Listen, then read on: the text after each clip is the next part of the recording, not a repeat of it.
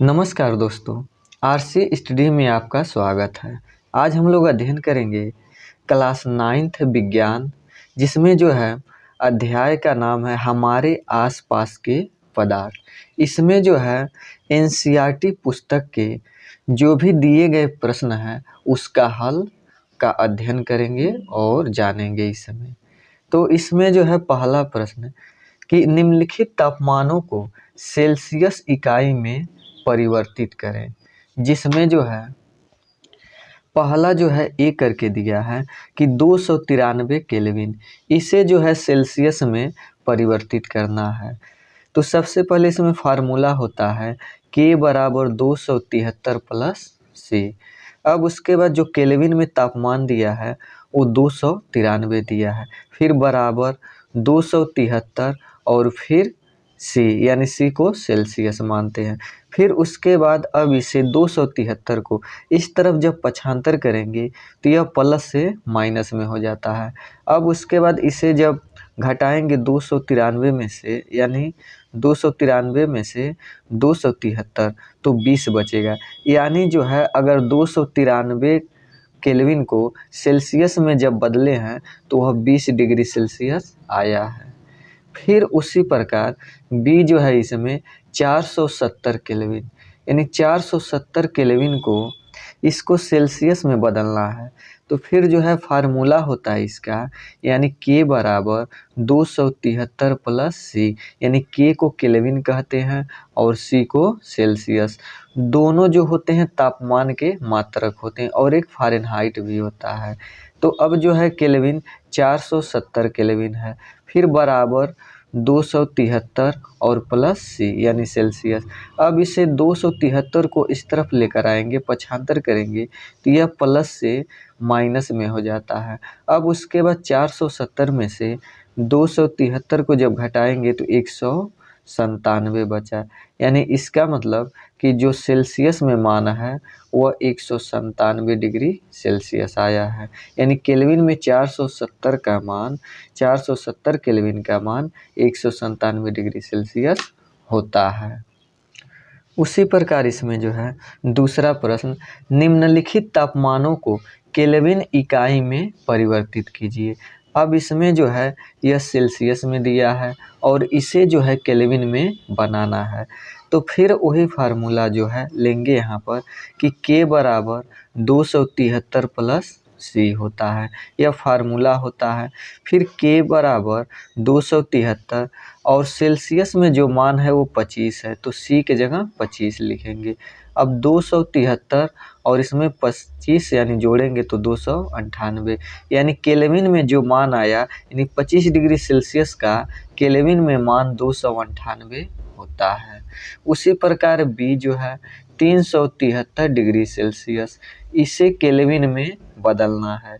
तो फिर जो है फार्मूला यानी के बराबर 273 प्लस सी होता है, यानी के बराबर 273 और जो सेल्सियस में मान है वो 373 है, तो यहाँ पर सेल्सियस की जगह 373 रख देंगे। अब इस दोनों को जोड़ेंगे तो 646 आ रहा है, यानी इसका मतलब 373 डिग्री सेल्सियस का केल्विन में जो मान होता है वह 646 होता है। फिर अब जो है आगे बढ़ते हैं तीसरे प्रश्न पर।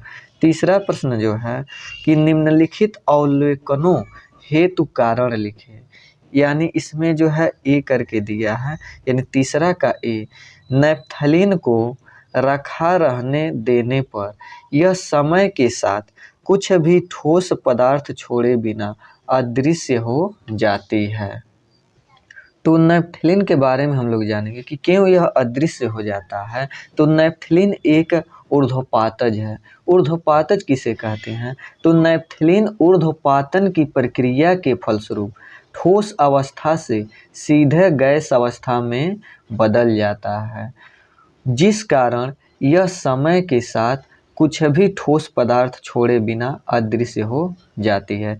यानी नैप्थलीन एक ऊर्ध्वपातज पदार्थ है। और ऊर्ध्वपातन किसे कहते हैं? तो कोई भी वस्तु ठोस अवस्था से सीधे गैस अवस्था में बदल जाती है, उसे ऊर्ध्वपातन कहते हैं। तो नैप्थलीन जो होता है यह एक ऊर्ध्वपातज पदार्थ है और यह यानी प्रक्रिया जो है इसे ऊर्ध्वपातन कहते हैं।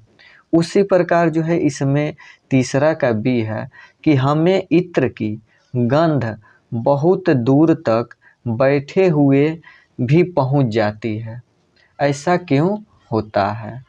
तो ऐसा हम यहाँ पर यह बता दें कि जो गैस में होता है यानी गैस के कणों में विसरण अधिक तेजी से होता है। यानी विसरण का मतलब एक जगह से दूसरी जगह जाना या बहुत तेजी से दूसरी जगह घुल मिल जाना। और गैस में क्योंकि गैस में जो होता है आणविक आकर्षण बल कम होता है, इसीलिए जो गैस होते हैं इधर उधर घूमते रहते हैं और बहुत तेजी से विसरण करते हैं। तो अब इसमें जो है यानी जिससे गैस के कण वायु में मिल जाते हैं और इत्र की गंध बहुत दूर बैठे हुए भी हम तक पहुंच जाती है। फिर जो है उसके बाद चौथा प्रश्न का हम लोग अध्ययन करेंगे कि निम्नलिखित पदार्थों को उसके कणों के बीच बढ़ते हुए आकर्षण बल के अनुसार व्यवस्थित कीजिए, जिसमें ए जो है जल, बी चीनी और सी ऑक्सीजन है। तो यहाँ पर जो है आकर्षण बल, तो सबसे पहले यहाँ पर यह बता दें कि ठोस में आकर्षण बल सबसे अधिक होता है, इसलिए ठोस के जो कण हैं वह एक दूसरे को पकड़े रहते हैं। और द्रव में आकर्षण बल उससे थोड़ा कम होता है, इसलिए द्रव जो होता है उसमें बहने का गुण पाया जाता है। और ऑक्सीजन या जो होते हैं गैस, उसमें आकर्षण बल बिल्कुल नहीं होता है, इसीलिए जो गैस होते हैं कहीं भी किधर भी यानी वह इधर उधर विचरण करते रहते हैं बहुत तेजी से। तो इसमें जो है इसके बारे में अगर लिखना हो तो ठोस के कणों के बीच आकर्षण बल सबसे अधिक होता है और जबकि गैसों के कणों में आकर्षण बल नगण्य होता है, यानी बिल्कुल नहीं होता है। तो इस अनुसार अगर बढ़ता हुआ क्रम लिखना हो जल, चीनी और ऑक्सीजन का, तो सबसे कम जो होता है आकर्षण बल या होता ही नहीं है ऑक्सीजन का, उससे क्योंकि ऑक्सीजन गैस है उससे यानी अधिक आकर्षण बल जल में होता है क्योंकि जल एक द्रव है। फिर अब इससे अधिक चीनी में होता है क्योंकि चीनी एक ठोस है और ठोस में आकर्षण बल यानी द्रव और गैस की अपेक्षा सबसे अधिक होता है। अब जो है पांचवें प्रश्न पर चलते हैं कि निम्नलिखित तापमानों पर जल की भौतिक अवस्था क्या है। जैसे इसमें ए दिया है कि 25 डिग्री सेल्सियस पर, फिर 0 डिग्री सेल्सियस पर और 100 डिग्री सेल्सियस पर जल की भौतिक अवस्था यानी किस रूप में प्राप्त होगा, ठोस में या द्रव में या गैस में। तो यहाँ पर आंसर में जो है कि अगर तापमान 0 डिग्री सेल्सियस है तो 0 डिग्री सेल्सियस तापमान पर जो जल होता है वो ठोस अवस्था में होता है। ठोस अवस्था का मतलब जिसका आकार और आयतन दोनों निश्चित होता है। फिर जो है 25 डिग्री सेल्सियस यानी 0 से अगर बढ़ाते हैं और 100 से कम हो उसके बीच में जो यानी 25 आएगा, तो 25 डिग्री सेल्सियस पर तापमान पर जो जल होता है वह द्रव अवस्था में रहता है। द्रव किसे कहते हैं? द्रव अवस्था, तो जिसका आकार तो अनिश्चित होता है लेकिन आयतन निश्चित होता है। फिर उसके बाद यानी 100 डिग्री सेल्सियस पर, तो 100 डिग्री सेल्सियस तापमान पर जो जल होता है वो गैस अवस्था में रहता है।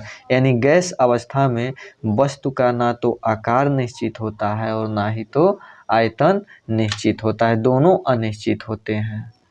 अब जो है छठवें प्रश्न पर चलते हैं कि पुष्टि हेतु कारण दें। यानी इसमें जो है ये जो है कि जल कमरे के ताप पर द्रव है, यानी कमरे का ताप लगभग कितना होना चाहिए, तो हम लोग लगभग यानी कमरे का तापमान होना चाहिए 25, 30 या 20 यानी इसी के लगभग करीब। तो अगर जो है जल कमरे के ताप पर द्रव होता है तो इसके बारे में कुछ लिखना है। तो यहाँ पर यह लिखेंगे आंसर में कि जल कमरे के ताप पर द्रव है क्योंकि इसमें बहाव होता है और यह उसी बर्तन का आकार ले लेता है जिसमें इसको रखा जाता है। यानी इसका मतलब द्रव के बारे में ही बताना है। द्रव तो होता है लेकिन द्रव कैसे हम पहचाने कि यह द्रव होता है, तो यहाँ पर बता दें कि यानी जिसमें बहने का गुण होता है या जिसका आयतन तो निश्चित होता है लेकिन आकार जो होता है वो निश्चित नहीं होता है। जैसे अगर द्रव को अगर हम जिस बर्तन में रखते हैं, जैसे अगर थाली में रखें तो थाली का रूप ले लेता है, फिर बाल्टी में रखें तो बाल्टी में, फिर उसी तरह गिलास में रखें तो गिलास का रूप ले लेता है, जग में रखें तो जग में, तो इस प्रकार का रूप ले लेता है। तो इसे ही हम यानी क्या कहते हैं, तो इसे बता सकते हैं कि जल जो है कमरे के ताप पर द्रव है।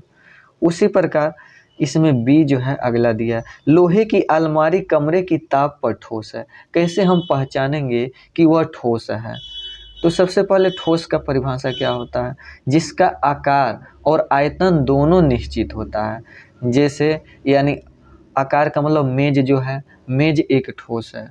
अगर उसको दूसरे रूम में बदलना चाहें तो यह यानी तुरंत नहीं बदलता है, उसको काटेंगे, छोटा करेंगे या टुकड़ा टुकड़ा करेंगे तब, लेकिन वह एक उसका आयतन और आकार दोनों क्या होता है, निश्चित होता है।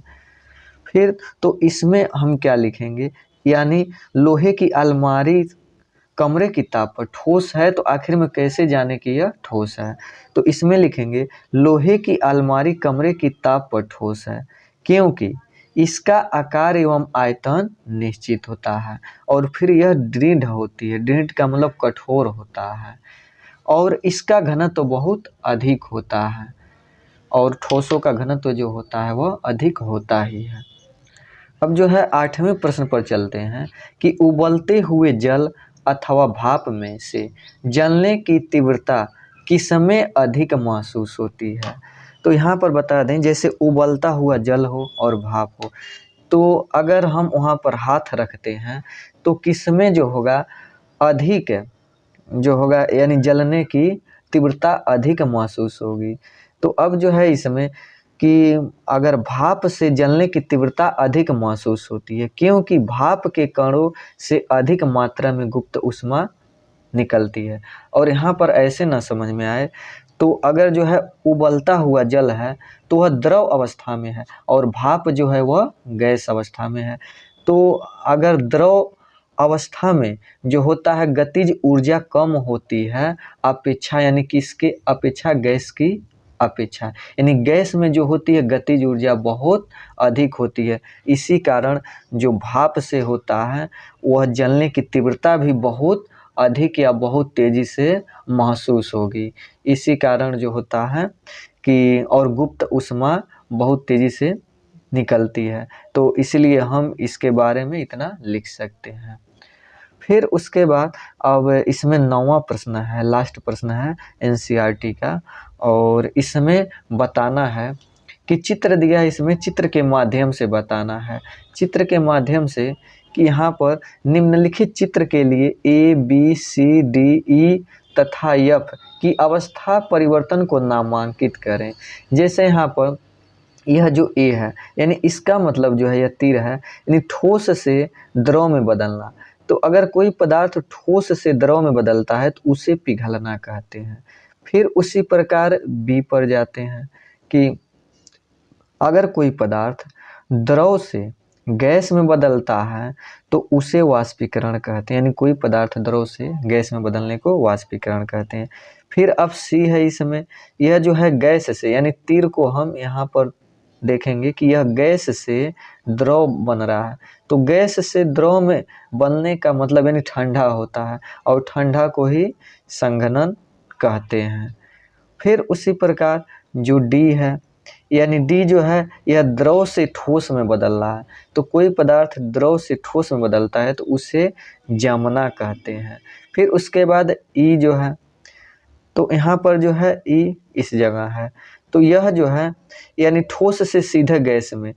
तो यहाँ पर हम यह बता दें कोई भी यानी पदार्थ जो बीच की अवस्था है, बीच का मतलब द्रव, इसको छोड़कर डायरेक्ट अगर ठोस से गैस में बदलती है तो उसे हम ऊर्ध्वपातन कहते हैं। फिर उसी प्रकार यफ जो है, यफ भी यानी इसका भी यही प्रक्रिया है कि यह गैस से डायरेक्ट ठोस में बदल रहा है, यानी गैस से डायरेक्ट ठोस में, और यह बीच का जो है यह नहीं बदल पा रहा है, तो ऐसी यानी प्रक्रिया जो होती है ऊर्ध्वपातन कहलाती है। अगर वीडियो में पहली बार आए हैं तो लाइक करें और सब्सक्राइब करें, ताकि और भी एनसीईआरटी के अधिक से अधिक प्रश्नों को बनाएं और टोटल